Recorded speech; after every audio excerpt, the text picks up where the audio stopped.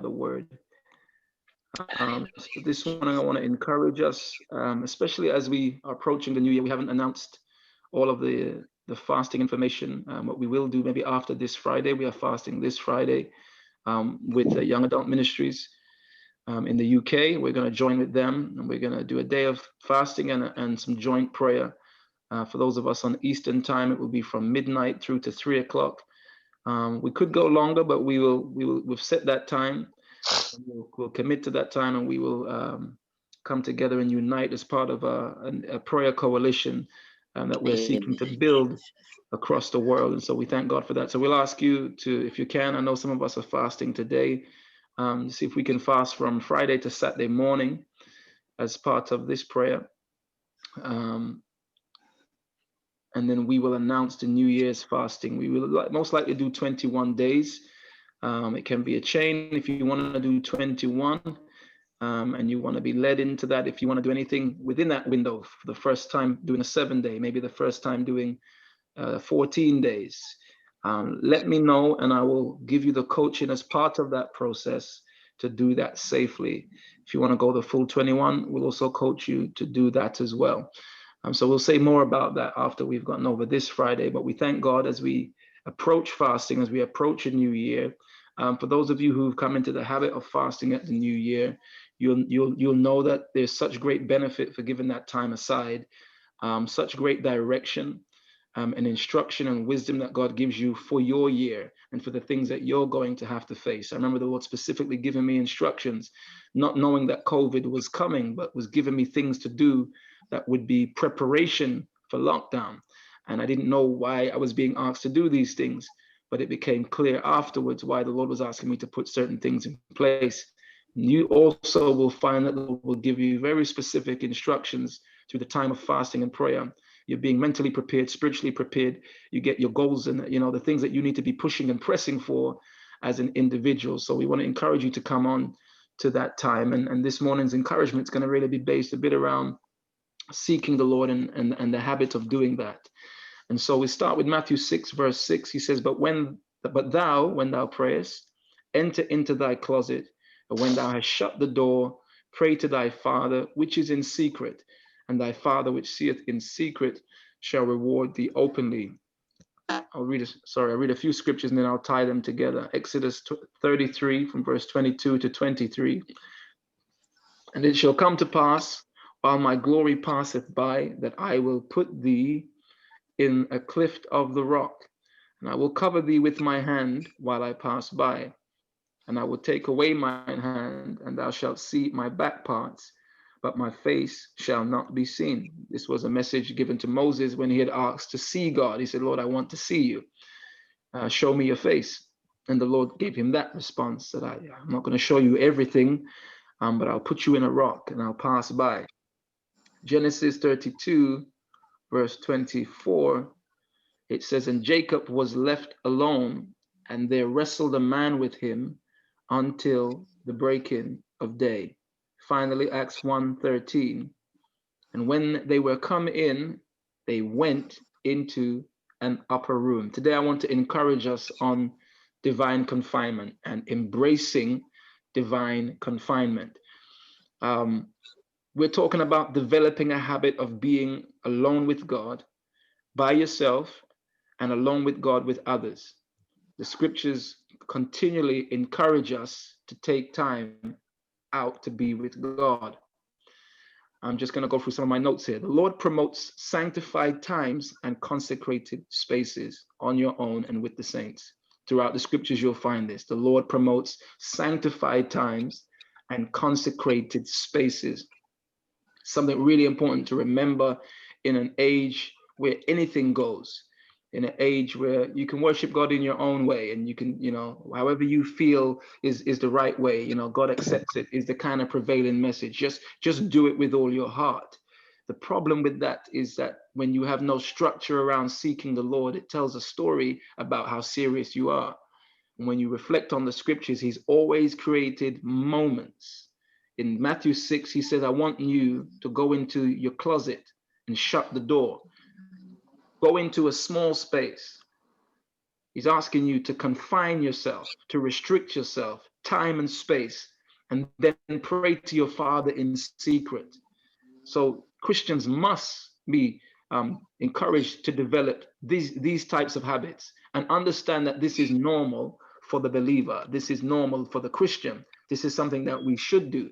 If Christians don't know what they should be doing in between services and what they should be doing, between now and getting the next instruction from their leaders, well, you should have a space carved out.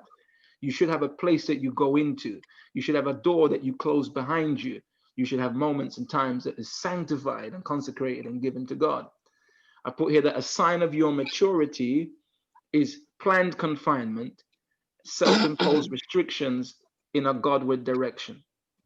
Okay, that's a sign of maturity. When you meet a believer, if you want to know how mature they are, you can begin to inquire about the times that you can't get in contact with them. Inquire about the times that they spend with the Lord. Inquire about whether they have a word. Is there anything you can encourage me with? The people who take time to be alone with God don't walk around empty, right? We don't walk around on empty. We always have something in the back pocket. We always have a word. It might not be for everybody else, but we have food for ourselves. We are able to feed ourselves because we're praying, give us this day our daily bread. And then I'm taking out the space and the time to receive from God. So it's a sign of maturity. And it's not to put anybody down, or just to be able to say people are immature, but it's a true sign of spiritual growth, that you are at peace with the times that you have set aside for God. I put here that the set times and the ring-fenced activities tell a story about the things we value. I can't emphasize that enough. Set times and ring-fenced activities tell a story about the things that we value. And this is important for us, whether it's to do with our family, whether it's to do with our work and our home. The things that you set aside time to do are the things that you truly think are important. There are some folks that they won't miss certain shows, and they set the time aside that when that show is on, that's what they're going to watch. That used to be me back in the day. If there was a certain game on, a cup final, like that's it. I am there. I'm not watching the highlights. I am watching that. People set time because they value it. They say it's important. And so they put the time aside. Set times, they tell a story. If you don't have a set time, it tells a story about how much you value God and his presence. It tells a story about how much you believe that divine confinement is worth it and valuable. And so when I think in advance about the times ahead, the times of fasting, I'm looking forward to the moments alone with God. I'm looking forward to the early rising. I'm looking forward to the words that come in the midnight hour. I'm looking forward to being woke to pray. I'm looking forward to it because I know that there's answers there. I know that there's solutions, there's resolution in the presence of the Lord. I've put here that folks have spent too much time trying to think outside the box. Somebody needs to mute. Okay. Praise God. And I use this metaphorically as much as I do naturally. When we think about what are we going to do next for the church, what's the next program we can put on, how are we going to reach people, this is a phrase from the world that says we need to think outside the box. For the believer, and I think about the Ark of the Covenant, which was in a box, we actually need to stay in the box. We need to stay where we can hear from God. It's his ideas, it's his visions, it's his inspirations that are the things that are going to really propel the church and push it forward. It's not how much we can borrow from something we saw on TikTok or something we saw on Instagram or just something we saw another church do. We need to hear from God about what to do. David sought the Lord and said, Lord, shall we pursue these people or not? Like, we need direction. We need inspiration that comes straight from God. And that's what we get in terms of the time we spend in his presence. We get bread from heaven. We get sustenance. We get word from the Lord. Moses here was so desirous to see God. It was God that came up with the idea. He says, I'm going to put you in a tight space. I'm going to put you in the cliff of a rock. I think my next point is that you'll get to know more about God in tight spaces, spiritually and naturally. He'll give you a place to pray. He'll give you a confined space. He'll give you a space that helps you to really reverence him.